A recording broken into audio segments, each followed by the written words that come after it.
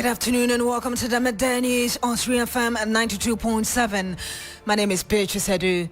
The news is also live on Kasmi 107.1 FM and across the world at 3news.com. Coming up in the next 30 minutes.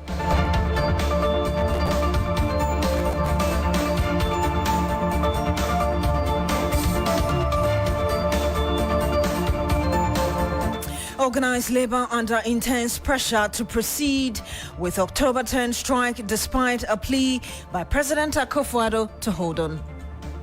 As far as I'm concerned, organized labor should proceed with their timetable. And I would advise organized labor to do the following. One, ask the president to step aside. Ask the president to step aside. Meanwhile, hundreds return to the streets in the capital city this afternoon on day 2 of a 3-day protest against illegal mining. Yes, when our message is simple, we say no to what? Say no to what? Say no to what? Stop Galamsey! Stop Galamsey! Stop Galamsey! Free the citizens!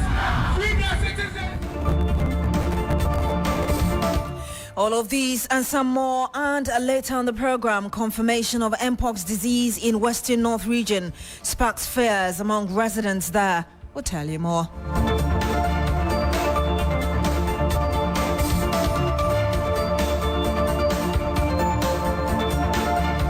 Thank you very much for joining us today. Now, there are growing calls on organized labor to reject President Adu's plea to put on hold their planned nationwide strike over illegal mining.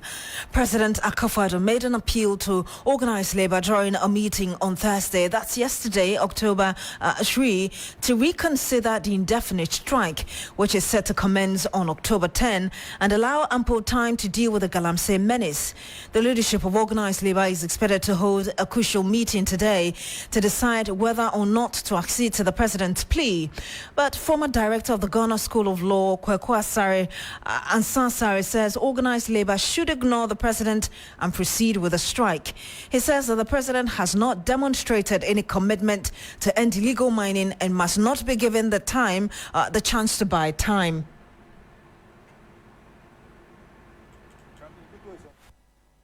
The president's advice, for the simple reason that the president has not lived up to expectation as regards the promises that he has made the nation. He, on assumption of office, put his presidency on the line and said, should he fail the Galamsey fight, he'll pay for it. We have asked him to apologize. He hasn't apologized. He has only 8 weeks. And by now, he should have allowed his wife, Dr. Baumia, to assume the reins of government. 6 months into his estate, he shouldn't be asking organized labor to do anything. He has not been sincere. He will not be sincere. He will not keep any promise that he will give within the next 8 weeks. So as far as I'm concerned, organized labor should proceed with their timetable. Organized labor should proceed with their timetable. You heard there former director of the Ghana School of Law, Kwaku Ansah. We're joined by President of Imani Africa, Franklin Kujo, who believes that labor must proceed with the strike as originally planned as well. Good afternoon to you, sir. Thank you for joining us. Good afternoon, Beatrice. How are you? I'm doing wonderful. Thank you for asking. Hasn't the president demonstrated good faith by engaging labor on the matter and asking for more time? Well, as I said, it will be extremely unwise on the part of organized labor to pull back at this stage. I mean, pull back for how many days for the president to do what? Now, this is a president who started off boasting that he would deal with this matter. He wasted our money. We gave him they used $3 million to buy some drones. We don't know where those drones flew to. As we speak, this is a state-sponsored illegal mining. Let's not joke. Let's not prepare it. Let's not make it sound as though it's something light we are dealing with. State-sponsored. Didn't his own Minister for Environment, Dr. Frimpong, go ahead to investigate the entire matter?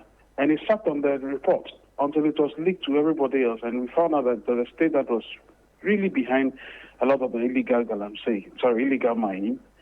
So what would a few days really change? Not too long ago, the president heralded a program at the GA, right?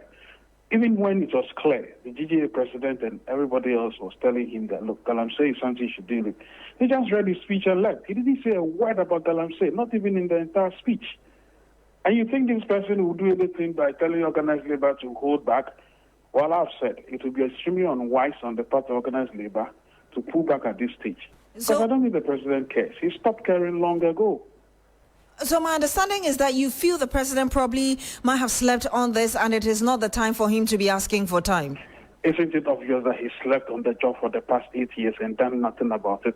What is even annoying, irritating, is that here are signs that the government makes speeches saying that it is other opposition people who are basically blackmailing them to deal with Galamsey, and they will not deal with it. Another sign of the government told me this morning that, well, they will not buy into the black bill. They will deal with the mess only after December 7th. I think they even win the December 7th election. You know, it's so annoying to hear people you thought were sensible, to be making stupid comments on air, claiming that people are blackmailing them to deal with Galamsey. When it's killing their own fathers, mothers, and children. This is irritating, to say the least. And I think, look, part of me believes really that, well, demonstrations may not cure it right now, but that's what you do with a headstrong president. I mean, I think I can't even recognize my own friend, the president, any longer. Jesus Christ. There are also those who argue that organized labor may not have served as well as workers by giving up to 10 days. It could have given 7 to 2 hours. Well, why did you have to give 10 days? For me, I didn't want to criticize them on the 10th because, you see, the organized labor is made up of, it's an amalgam of 72 labor unions. They may not all think alike, you understand? So the 10th date was, I suspect, to allow proper coordination to be done so that by the 10th, they are all aligned. That's what I thought an organization with that number of affiliates would do. So the 10th, maybe, I don't think people should hold it against the leadership at all. I think it is fair. But they should never back down. They should never back down. Because if they back down, they would have been extremely foolish to do so. Sorry. I mean, you have trust that organized labor will go through with this threat, because it will not be the first time that organized labor will get, because we saw the hotel sales. Well, Beatrice, it's not really about holding back or whether they pull back or threat. If they were able to organize against hotels, which, well, let's juxtapose the two. Hotels really maybe would have affected pensioners, assuming their claims were even right. I disagreed with Labour, by the way, on that. I think they were economically wrong, and they are still wrong on that. But even juxtaposing that with that of this mass suicide, mass homicide that is being committed on the watch of the president, you think they should back down? If they did, they've lost all integrity, they've lost all respect, and they've actually yielded to political, demagoguery. And I don't think that's what we need in a country like this. They should go ahead, press on. If some of them have decided to be bought, well, they could, but some of them may also decide not to. But the larger group should go ahead and get it done. Let me ask you my last question. Beyond the demonstration, which you're saying you don't think is the sole mean to draw the attention of the government to this, what else do you expect to be done to ensure that we are piling enough pressure on the authorities that be to get this done? What else has to be done? I suspect every sensible human being in this country has suggested to the president that a moratorium would be useful on the rivers and in the forests, where all these things are being done. This is not an anarcho state. It's not a narco, a narco-capitalist state. The president is making us believe there's one, and that he is incapable of doing it. And he set up a very useless committee that cannot do anything, and is sitting there and is telling everybody that come and talk to me. What is there to talk about? We invested so much in you. We give you all the money, the power as commander-in-chief. You can't even commandeer army to go and deal with this. The first point of call is to issue a moratorium.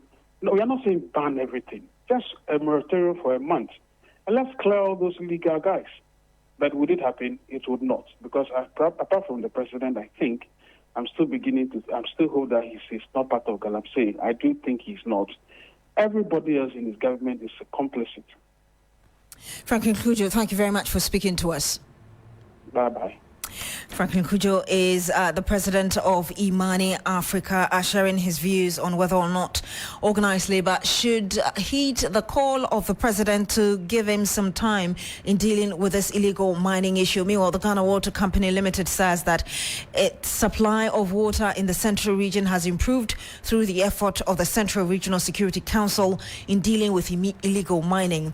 The company last month expressed concerns about the impact of pollution, which was affecting its work. Let's look at part of the statement issued by the company some hours ago. It says the Setrahiman water treatment is currently recording an average turbidity of 9,000 NTU as compared to the previous average turbidity of 14,000 NTU through the effort of the Central Regional Security Council led by the Minister, Mrs. Justina Marigold Asan.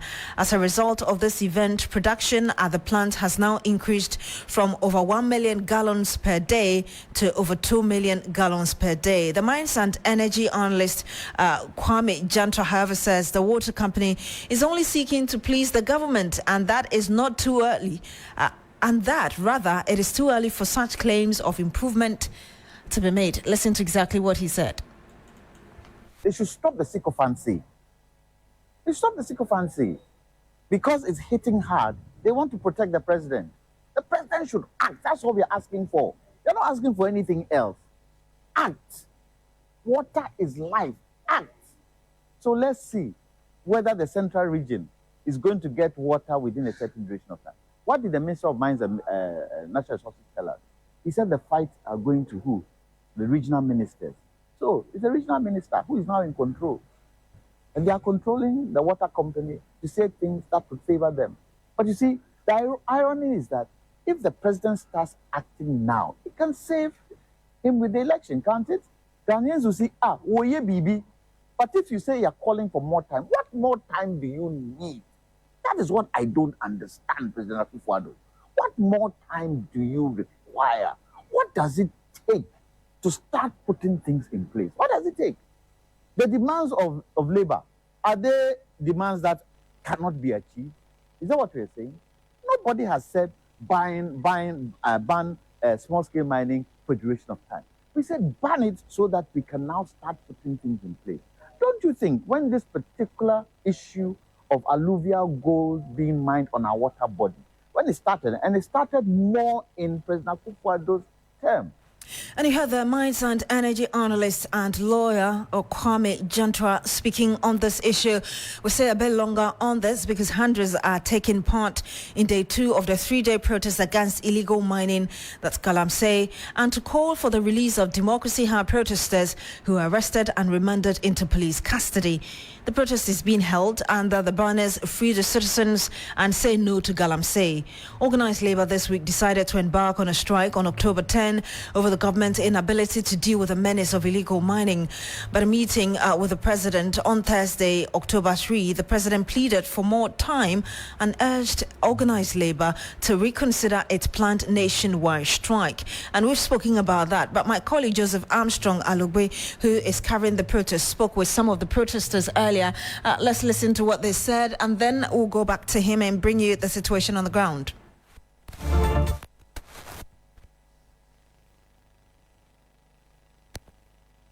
Pressing the government to take action against illegal mining.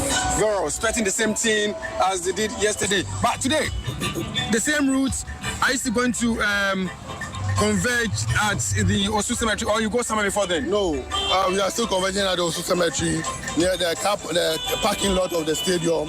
The police have made sure that they will get us somebody.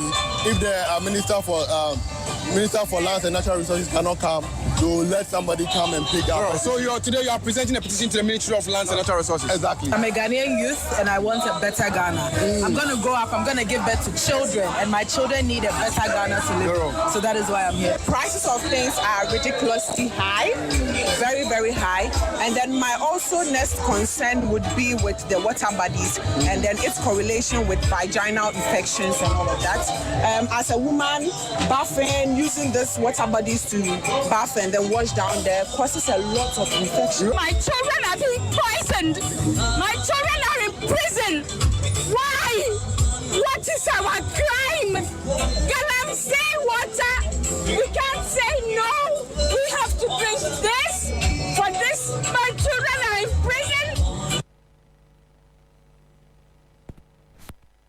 And you heard there some protesters are there, Free the Citizens protests happening right now. Today is day 2. We'll stay a bit longer and still on illegal mining. The paramount chief of Adanse, Opeja Kotre Bonsra Efriye II, has raised concerns over directors from the Adanse North District Security Council, asking him and other traditional authorities not to meddle in the fight against illegal mining. Expressing his dissatisfaction on the directive, the leader of the Adanse Traditional Council, who appears unhappy with the destruction caused by Galamsey in his area, called on residents to hold the DCE and the Ashanti Regional Minister accountable if the menace continues to flourish. Ibrahim Abubakar joins us live with some more. Ibrahim, just first explain to us really the role the council was playing prior to this directive and what may have informed it. Well, so the council had earlier on constituted a task force that were dealing with illegal miners. That was some 4 years ago. But just last year, the task force, members of the task force were attacked by some of these illegal miners. And as I speak to you, one person has been maimed. And they are saying that that is the resolution they've taken just so they will also be able to contribute in the fight against the illegal mining activity. But then, just recently, they are dancing in the person of Okodia Trebonsra Efriye II.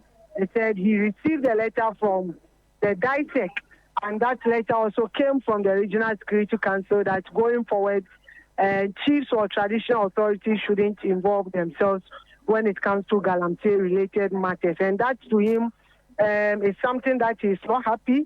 And he said directive will affect the call for collaborative efforts against it, because over the years, government has been left to fight it alone, but we've not seen any significant progress when it comes to dealing with these illegal miners. So for them to also issue a directive that chiefs shouldn't engage themselves when it comes to that fight, then it means that they will have to fold their arms and wait for all their farms and water bodies to be destroyed. Okodia Trebonsra Efriye II has been speaking on this. I'm sorry, Ibrahim, we don't have that, but can you tell us really what has been the reaction to the chief's stance? Well, clearly the chiefs are not happy, and they are saying that this is an affront to their resolve to also help the country or the government to fight these illegal miners. But if you are issuing said directives, then it means that they will have no role to play when it comes to that. But they are the custodians of the land, and they are not supposed to sit unconcerned for people to destroy their farms and also lands and water bodies. So, yeah, so what I meant by that. They will go back. Yes, what I meant by that question was how the people in the chieftaincy or the paramountcy are reacting to the decision of the chief to ensure that we ban this activity. Well, for most of them, they side with the chiefs because they believe that they are the people, if empowered, will be able to minimize or kind of bring an end to these illegal mining activities. Because, you know, clearly it is mixed reaction because you even find some residents, because they are also deeply involved in the mining activity, they do not side with the chief. But largely you realize that majority of them are siding with what the chief is saying. Thank you very much, Ibrahim Abubakar. He's Ashanti Region correspondent. Now, smallholder farmers in the Broome North District in the Eastern Region are also losing their crops and farmlands to irresponsible mining activities.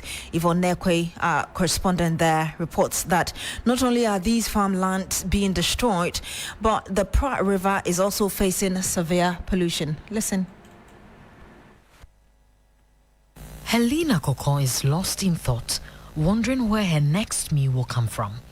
Few weeks ago, her 40-year oil palm and cocoa farms in Shapiase No. 2 were destroyed for mining activities. Her tears reflect the struggle to find daily bread for her 4 dependents.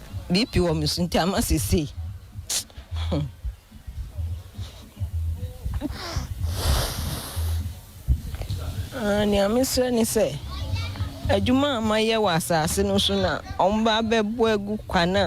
plea is for them to help me get back my productive farmland. In the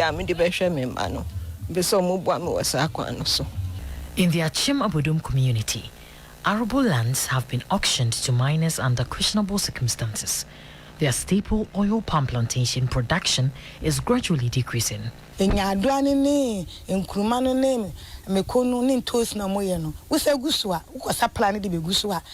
so the river Pra has been polluted. It destroys our crops when we use it for vegetation. And you just had the real picture on the ground in our communities, the impact of illegal mining there. Some 21 minutes past the hour of 12. This is still the midday news on 3FM 92.7. When we come back, we'll tell you more about Ghana's measles situation. Don't go away. Big money, money, money. Want more money, more moolah, more kudi, more sika, or more l'argent? yes. Then win more moolah with 30 Ghana Cedis free credits when you play Game Park's Pick 1 and Pick 4 games for the first time. How? Just dial *946# or visit the nearest Game Park agent to play, get your first bet, and win on us with a 30 Ghana Cedi welcome bonus. Oh, yes. It's all about the moolah. Win more moolah with Game Park today. Go to GameParkGames.com for more information. Game Park is licensed by the NLA. Play responsibly. Not suitable persons under 18 years.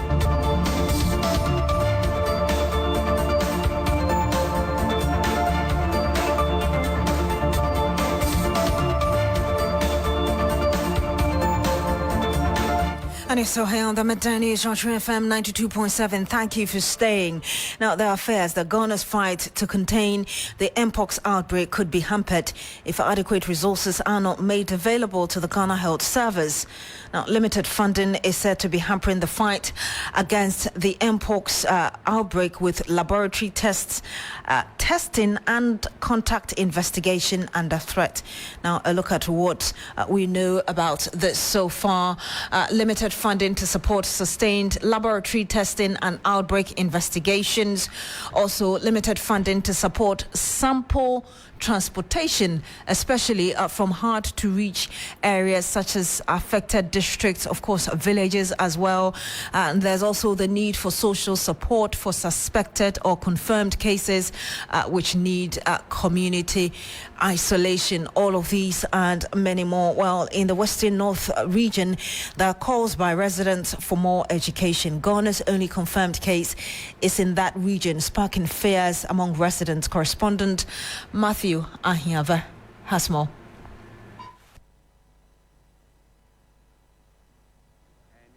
With the stakeholders, the leaders, and the government for the education that they can help us to know ourselves and how we can protect ourselves from this deadly virus. It's very deadly because it's easy to spread and it's dangerous to take life. So we are pleading with the management that as we have recorded our first case, we are pleading with them to help us to educate the people in our region and people surrounding us, our nearby facilities, the health workers, that they will take precaution about it, so that how to clean themselves, how to protect themselves, how to even do the hand washing and using the hand sanitizer in order to prevent the spread of the monkeypox. Thank you. And you had some people expressing their concerns about Mpox. Now, the National Teaching Council is demanding for teachers' voices to be valued in national discourse. The council says that whilst teachers play a critical role in nation building, they are often sidelined when it comes to making the voices heard on national matters. The council is asking that the narrative is changed going forward. Although Ghana is struggling with teacher shortage, most trained teachers keep leaving the country in search of better conditions of service abroad. Disrespect for the teaching profession is cited as one of the driving factors. Valuing the voice of the teacher, according to stakeholders in the education sector, will add some esteem to the profession. Most of these politicians go through the hands of the teacher. At the end of the day, we are limited when it comes to social issues, commenting on social issues, taking a stand on social issues, to the extent that we have over-politicized everything. And that is why, indeed, if we want to develop as a nation, as a group, then it is high time we value the voices of teachers. Addressing stakeholders at a symposium as part of activities to mark the Ghana Teacher Prize 2024, Registrar of the National Teaching Council, Dr. Christian Adaipoku, noted that the Ghanaian teacher must be placed in a position to influence decision-making. Teachers' voices must not only be heard, but also given the power to influence policies and practices that shape education. Ibrahim Abubakar forwarded that report to some politics now, and the flag bearer of the opposition in DC, John Mahama, is cautioning electorate in the Northeast region and the country as a whole to be wary of last-minute road contracts. The government is awarding to what he says purposely to deceive them into voting for the NPP. He spoke during a campaign in the Northeast region. And then always, when elections are coming, then they pretend as if they're going to come and continue it. Right now, I hear there's a contractor who has been giving the contract to start the road. And that is because we're going to vote. It's the same thing they did when I was MP. In my whole constituency, Bole Bamboy, only Bole had light. And so we're trying to electrify the rest of the communities. When I left office, and so in 2004, when we were going to vote, they brought electricity poles and came and put them in all the communities. As soon as I won the election again, they came and carried the poles away.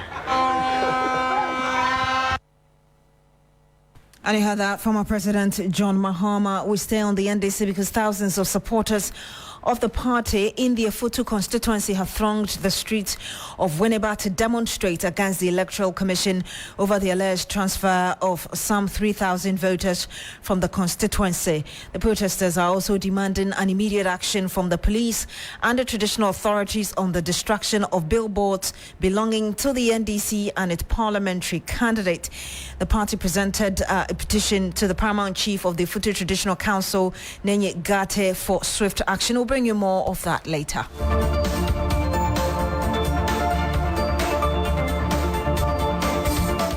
And that's it for the news on Shri FM 92.7. My name is Beatrice Adu.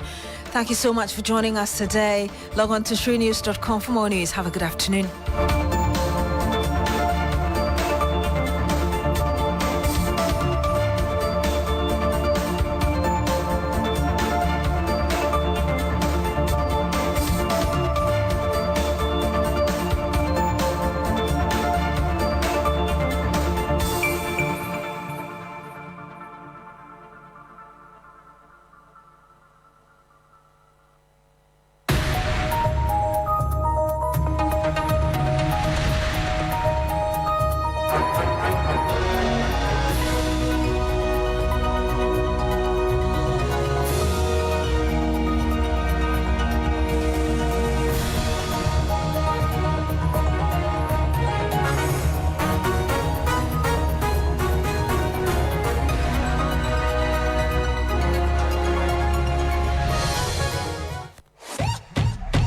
Imagine a place where voices matter, where every corner, every street, every community is a platform. A big bus moving through Accra, carrying conversations, questions, and the pulse of the nation. This is not just another show, it's your voice on the move.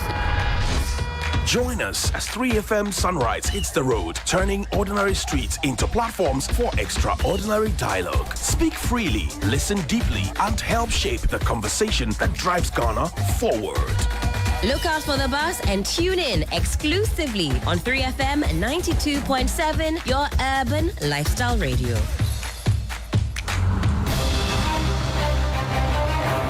The most comprehensive election coverage. Top-notch presenters and well-versed analysts. Dedicated reporters and correspondents in every nook and cranny across the country. All the action, every incident reported. All the big stories covered.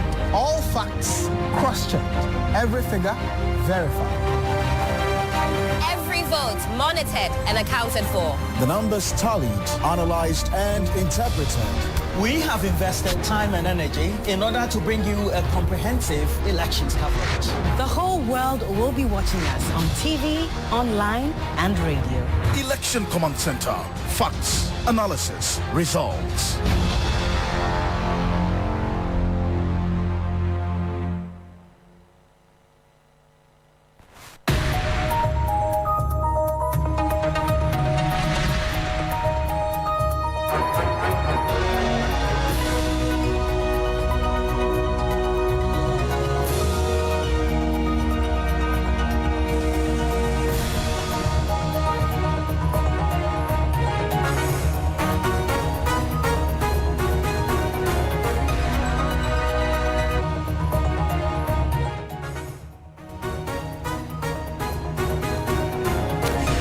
Hello there, good afternoon and welcome to Business Daily on 3FM 92.7. Coming up this afternoon, as Ghana ranks 4th in Africa with over $3 billion IMF debt, finance expert warns of tighter economic policies.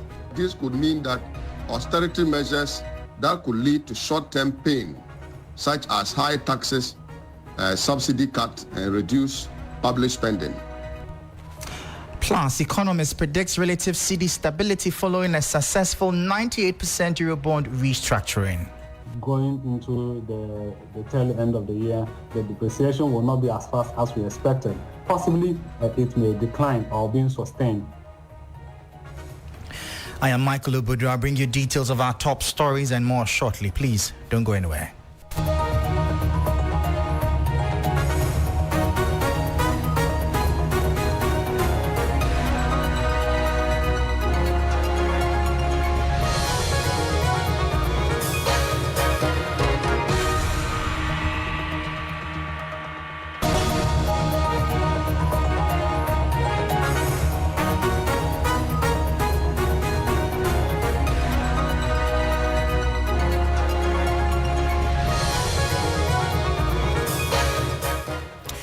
And thank you so much for your time. Straight into our top story. Ghana has ranked 4th in Africa for the highest outstanding debt to the International Monetary Fund, IMF, with a total debt of over 2 billion special drawing rights, SDR, equivalent to $3 billion.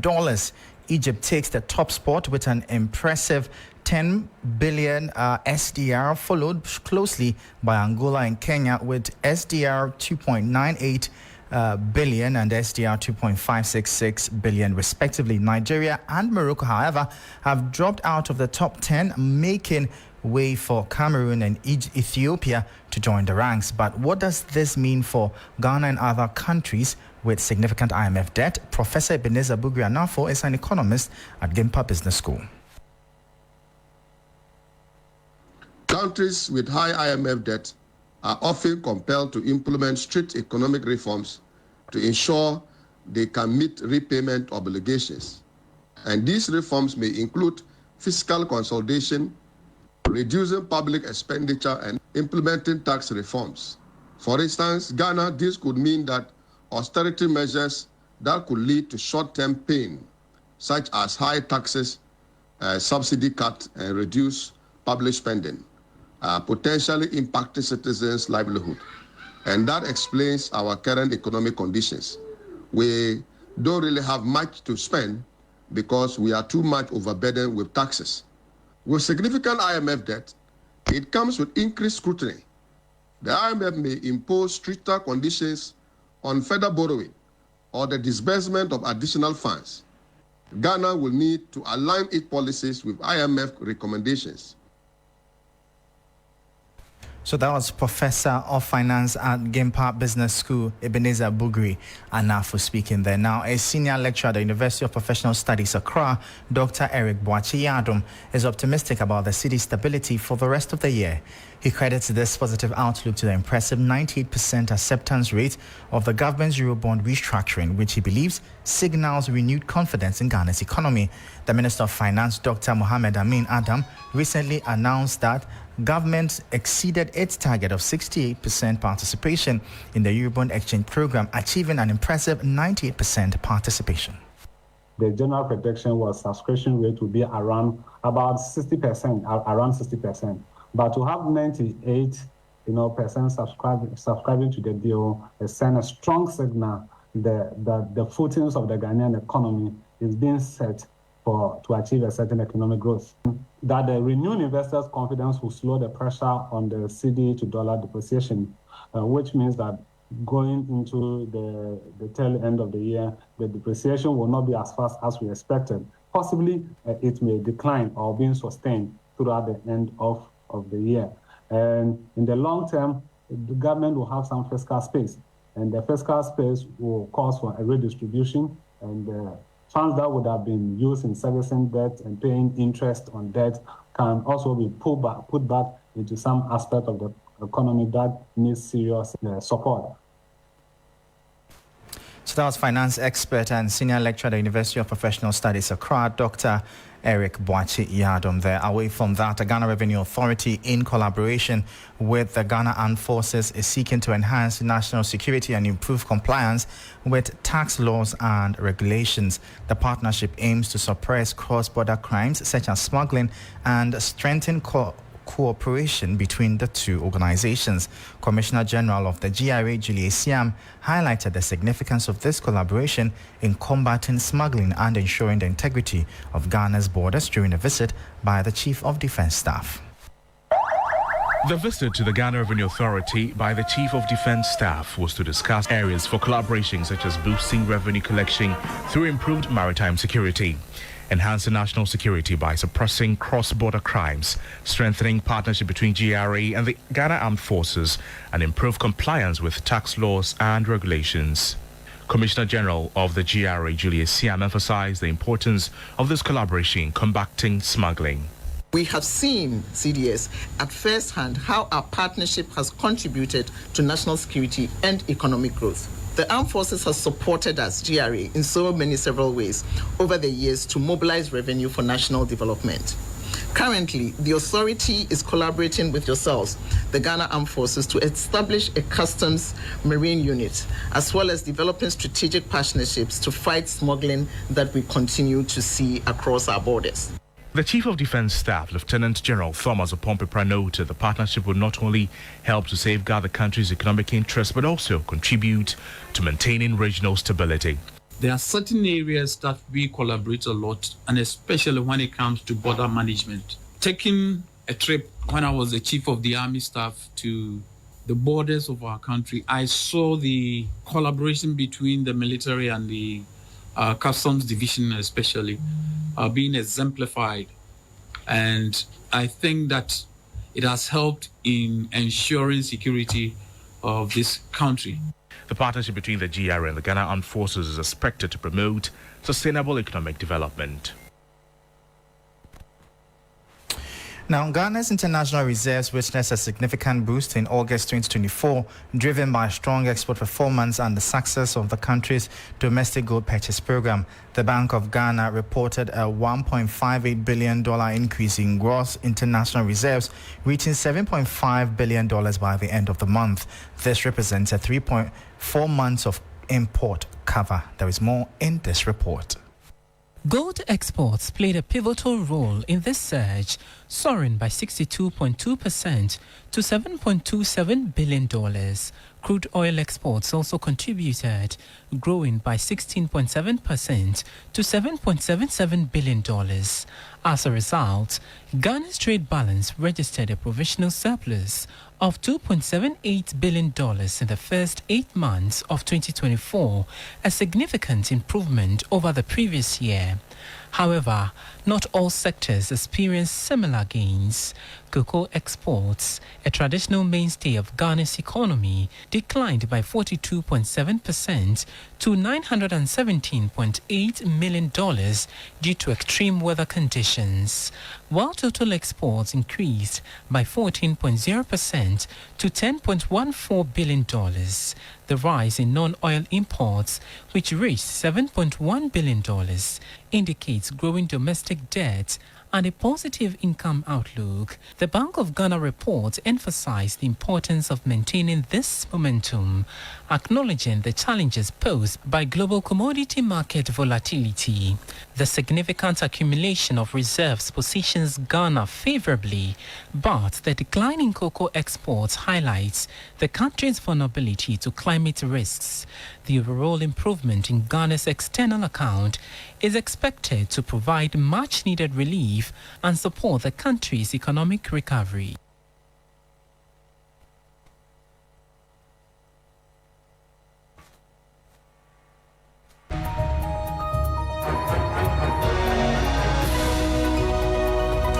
So that was a 3 Business News Desk report, bringing an end to Business Daily here on 3FM 92.7. For more business stories, please check out our website at 3news.com/business. I am Michael Obudu. Thank you for listening. As always, please stay safe.